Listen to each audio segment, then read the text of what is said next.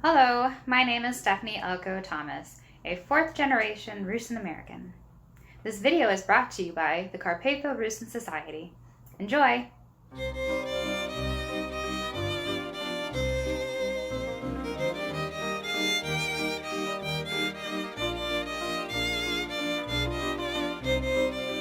Hi, I'm John Rigetti.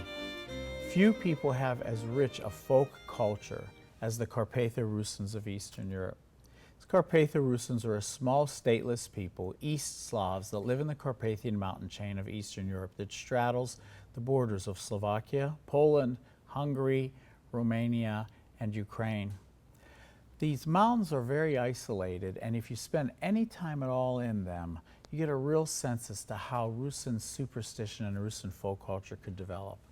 In the evenings, when the mist is rising off the mountains and the bats are out and the sun goes down, it is very easy to conceive of how a land like the Carpathians could create such a culture that would give us things so common to American culture today like vampires and witches and werewolves. And we're going to talk about how that manifested itself amongst Rusyns in this area. But Carpatho-Rusyns were an uneducated people, of course, 1,000 years ago, 1,500 years ago, and therefore they developed a host of customs to reinforce their culture, to try and explain the things in life, and which is quite honestly for all peoples where folk culture comes from. They had particular patterns that were a part of their lives as pagans. And one of the beautiful things for Carpatho-Rusyns is that when they were Christianized, the Christian religion was brought to them by two brothers from Macedonia, Saints Cyril and Methodius. And when Cyril and Methodius were charged to go and Christianize the Slavs, and they got to the Rusyns, the beauty of what they did was instead of looking at pagan Slavic culture and saying it all has to be thrown out for Christianity, they looked at all of the practices of these Slavs and said, how can we adapt that to Christianity? And as such, I believe, it's why Rusyns took so wholeheartedly to the Eastern Christian expression of Christianity, because quite honestly, they gave up very little to become Christians. Much of their pagan practice and belief having been reincorporated into their new Christian practices. So there are a host of items and a host of practices for Rusyns that are circled around the church year, but there are also all kinds of practices that have to do with fertility, with marriage, with baptism, with death, and we're going to explore as many of those as we can. We're going to start, however, with the most important day of the year for Rusyns, which is Easter. And in fact, in the Rusyn language, Easter is called the Veligden, the Great Day. And it, in essence, transported the Rusyn from everydayness to living in a world that was heightened, a world of renewal, a world of rebirth. And this, again, was wonderful for Rusyns who already celebrated rebirth in the concept of spring. So one of the things that happened when they were Christianized was that patterns, spring patterns, and patterns that were important to these people got incorporated into the kinds of expressions that they did. One of the things that very, very common amongst Rusyns and Slavs in general is a particular bread made for Easter called Paska, literally bread for Easter, Paska. Now, Paskas are a particular egg-rich bread because most Eastern Christian practices, and in fact in the past Western Christian practices, were that you didn't eat meat or dairy products during all of Lent. So all the foods that are eaten for Easter are foods that are very rich in animal products, the things you couldn't eat before, the eggs, the milk, the bacon, the ham, the kobasi, butter, all of those kinds of things. So Pascha is an egg-rich bread made just for Easter. But the interesting thing about Pascha is it's not just a bread. The Pascha is made with particular patterns on the top, and here's an example of four of the most common ones that you can see amongst Rusyns. The first one shows a braid around the outside. It's called the circle of life, the unbroken circle of life. And this is a very strong image amongst Rusyns, so much so that when you go to their churches, and this is an old pagan image, but their current churches, when a Rusyn church is built, it's built with a circular wall around the outside, which represents this symbol, this circle of life, and that all life is contained within the context of the church. What's very interesting about this is that when you go to Rusyn churches, the doors on Rusyn churches have diamond patterns on them. Diamond, inside diamond, from small to large. And everyone thinks it's just a decorative pattern, but as I've already alluded to, every one of these patterns in Rusyn culture has meaning. What it is, what those diamonds represent, is the birth canal. So that in essence, just as the baby comes out of the womb of a mother, so life emanates from the church. And this is seen as well, as we've just said, in the Paska patterns with this circle of life. Quite often in that same Paska pattern are put little bird breads. These birds are made out of bread. They're done by tying a knot, and the bird is a symbol of fertility for Rusyns.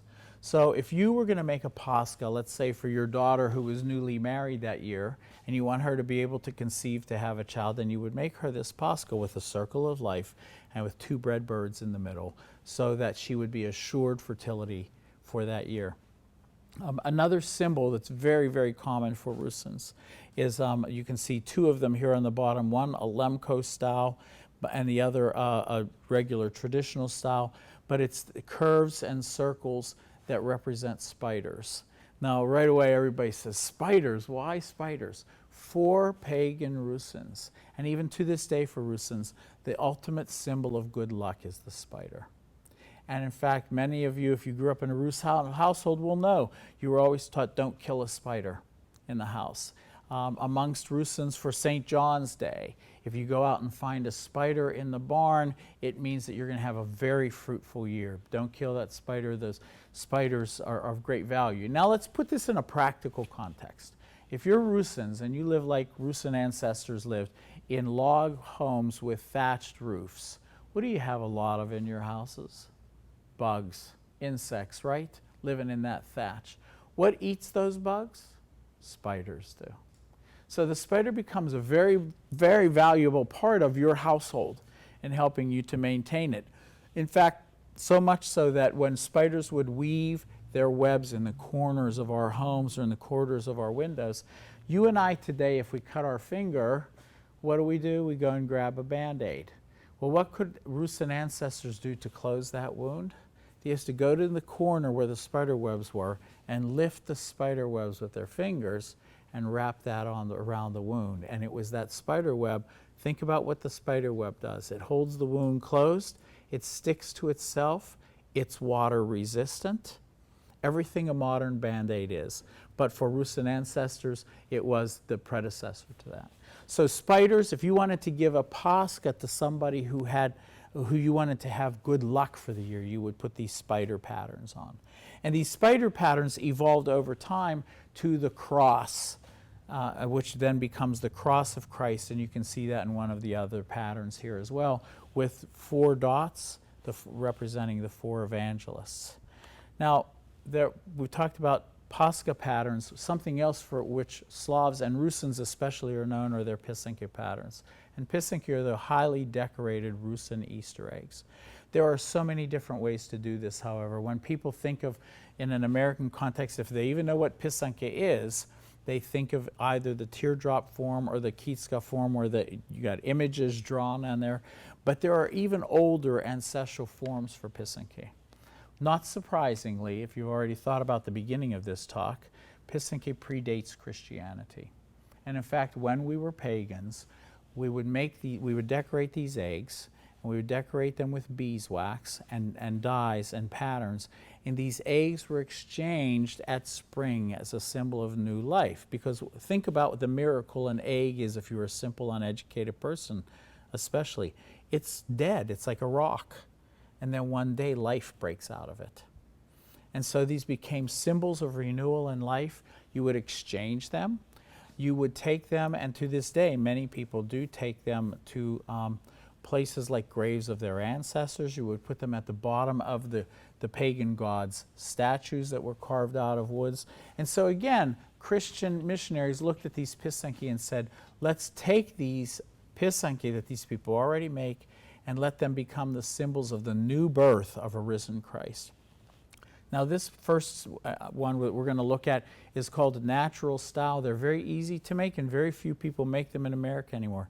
But you basically boil onion skins, and the onion skins turn the water brown, and then you take leaves from various places and you attach them, you adhere them with water to the egg, and then dye the egg in the brown. When you take the leaf off, the imprint, just like a negative on a film, is left of the leaf pattern on the egg in the brown of the onion skin. So you have a brown and white pattern made by leaves, and something that is obviously ancient. Another type is the line style, or it's called the Hutzel style. This is what many people think of when they talk about Pysanky. And this is done using a tool called the Kitska, which is a copper cone that is then heated and stuck into beeswax. Now, where that copper cone came from in the old country was, you remember that shoestrings had copper tips on them with little balls. You would cut the ball off and the copper cone would be used to insert in a piece of wood to make the Kitska. Through that copper cone runs the wax, and you put whatever pattern you want on. You work backwards so that whatever you want to stay white you cover first, then you dye it yellow. Cover whatever you want to stay yellow, dye it orange, lightest to darkest color, and then you take all the wax off. Now these line style Pysanky become very, very critical because, again, on here are wishes. Every symbol Rusyns have are like hex signs to the Amish.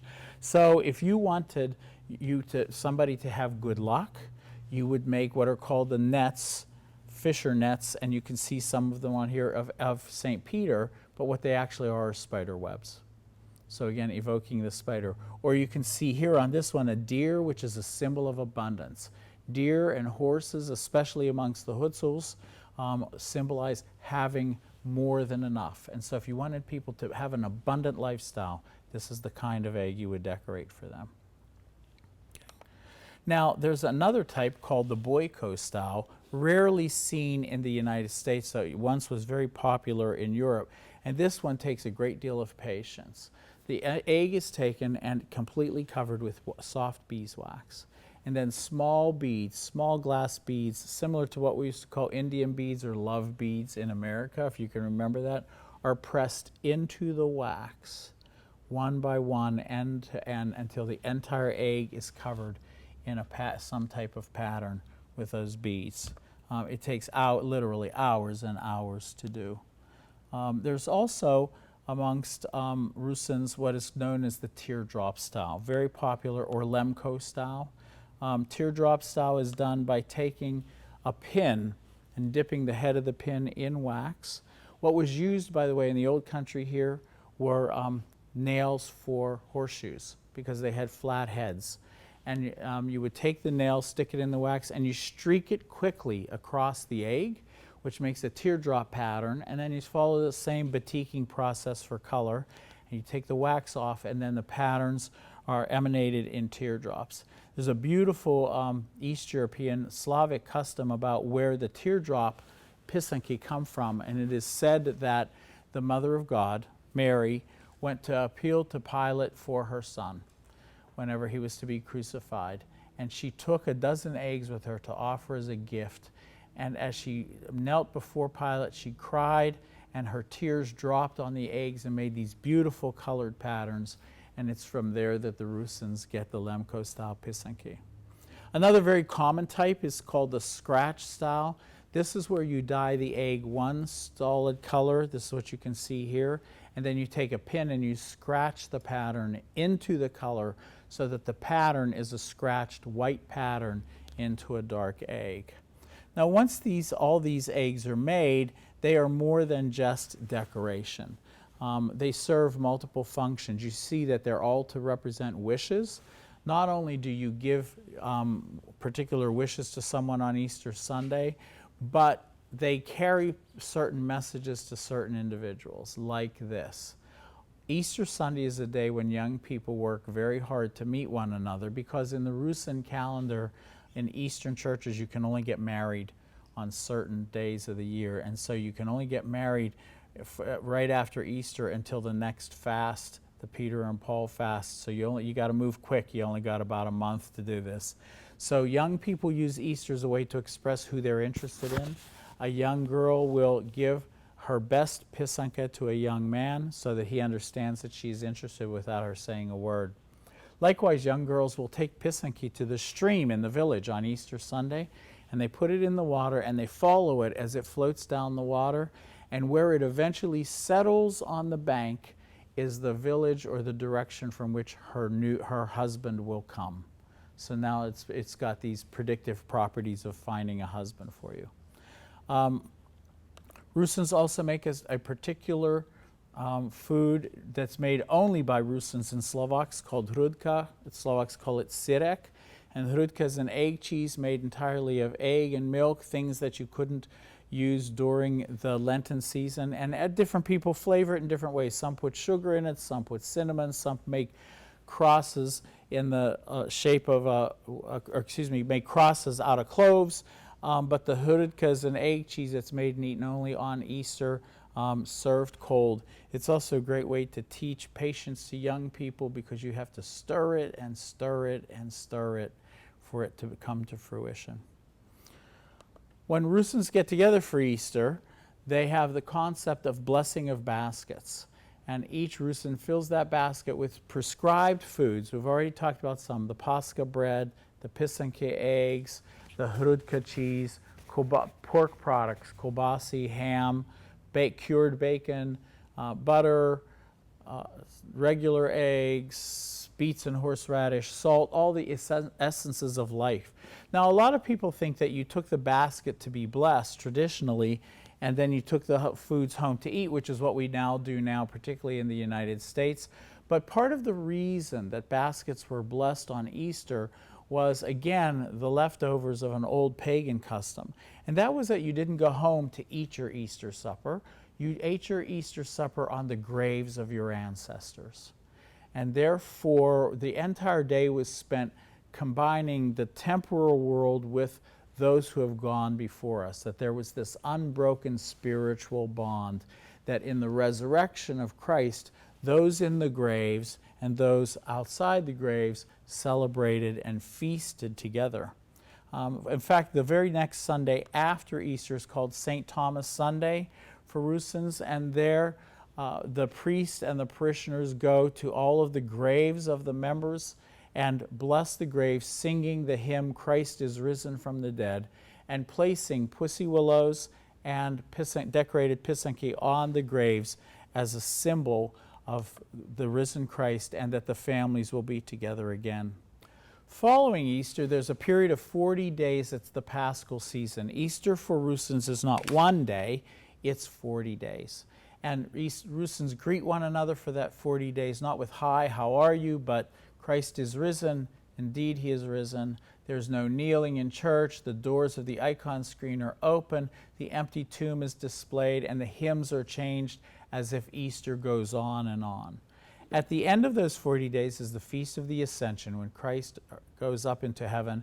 And then right after that, the next Sunday, Pentecost Sunday, or the birthday of the church, in which everyone is to wear green. Homes are decorated with green boughs and branches. Churches are decorated with green as well. And this, again, is an ancient pagan practice. Churches in the old country are surrounded by linden trees called lipa, or beech trees, bereza, and both of these are believed to have particular magical properties. So one decorates for Pentecost the church in one's home to invoke God's protection at that particular time of year with the branches.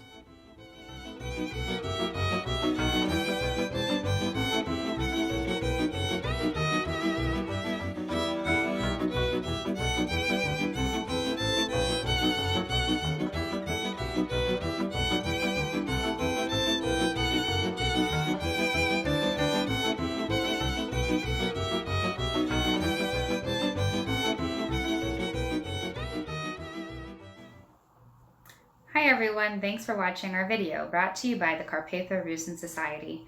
My name is Stephanie Elko Thomas, a fourth-generation Rusyn American born and raised in northeastern Pennsylvania. The Carpatho-Rusyn Society is a non-profit that exists to perpetuate the living heritage of the Rusyn people. CRS does this by sharing linguistic, historic, genealogical, and cultural knowledge. To learn more, be sure to hit the subscribe button below and follow us on Facebook and Instagram. Also, don't forget to visit our website at c-rs.org. Thank you.